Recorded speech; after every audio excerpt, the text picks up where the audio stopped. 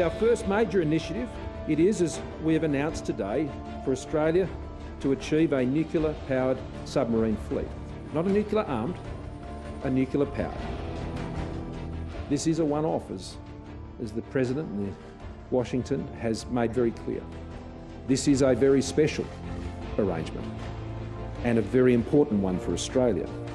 It's just 20 days since Scott Morrison announced one of the most profound shifts ever in Australia's defence and strategic policy. At its heart, we were dumping a deal to build French submarines and committing to American and British nuclear submarines, as well as signalling an escalating build-up in American military arms and personnel on Australian shores. The move was, by and large, widely endorsed. It's very clear that the next generation technology, in terms of nuclear-powered submarines, has very clear advantages. Strategically, though, the message was perhaps even more important. It was a clear signal to China that Australia was putting itself more aggressively in the firing line in any future conflict in the Pacific. If Australia is interested in not just defending Australia, but going off and defending Vietnam, Philippines, Taiwan, then nuclear submarines would have that advantage. So if what you're really interested in is just defending your coastline, the analysis might say that conventional submarines provide more defence. But in the 20 days since the announcement, things have not gone well for the AUKUS agreement. First, there was the outrage of the French, who accused Australia of duplicity, and the impression that left on the global stage that our country was not to be trusted. That was just the start of the problems, though. The Biden administration has been desperately trying to build bridges with the French. Vous avez compris la colère des Français? Mais oui, absolument. And President Biden asked me about it. He literally had not been aware of what had transpired. And I don't want to go into the details of it, but suffice it to say that the president, my president, is very committed to strengthening the relationship and making sure that this is a small event of the past. At home, the criticism started with three former Prime Ministers, Paul Keating, Kevin Rudd and Malcolm Turnbull, who have all questioned different strategic ramifications of the deal. Now, two more former PMs from the more conservative end of politics have spoken out, John Howard and Tony Abbott.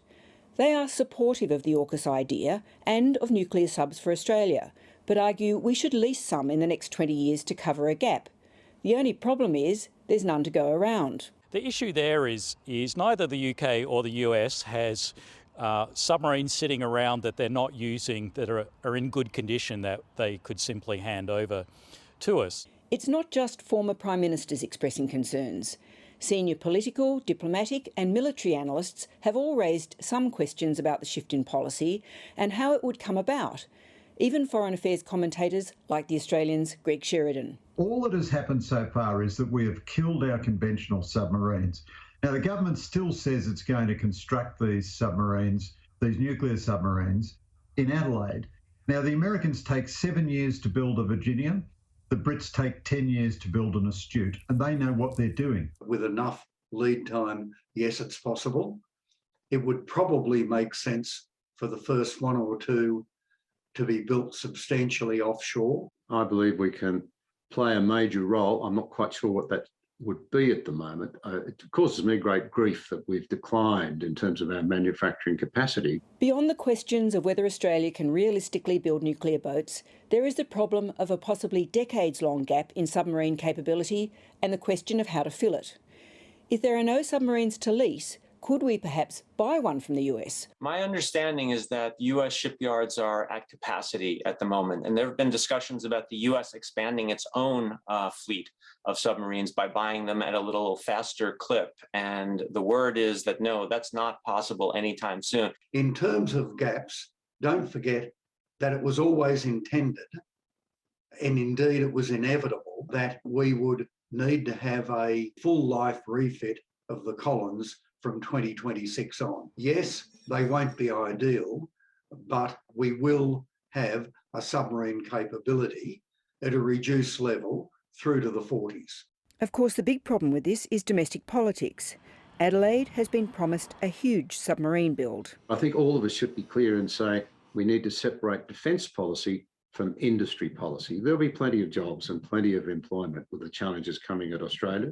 And then there is the issue of nuclear proliferation and the implications of the AUKUS deal for US strategic interests. 7:30 can reveal a group of eminent former ambassadors, regulators, presidential advisors, scientists and academics in the field of nuclear arms control have today written to President Biden, saying the AUKUS deal poses a risk to not just nuclear non-proliferation, but to US national security because of the amount of weapons-grade or highly enriched uranium that would have to be exported.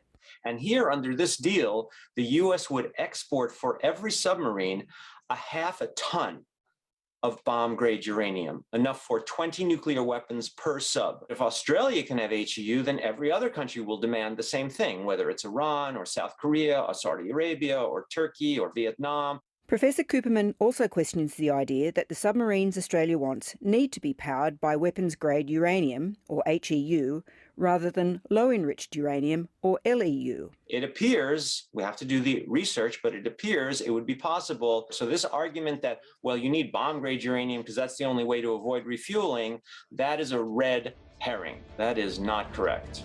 The government has 18 months to consider all these questions, well beyond the next federal election.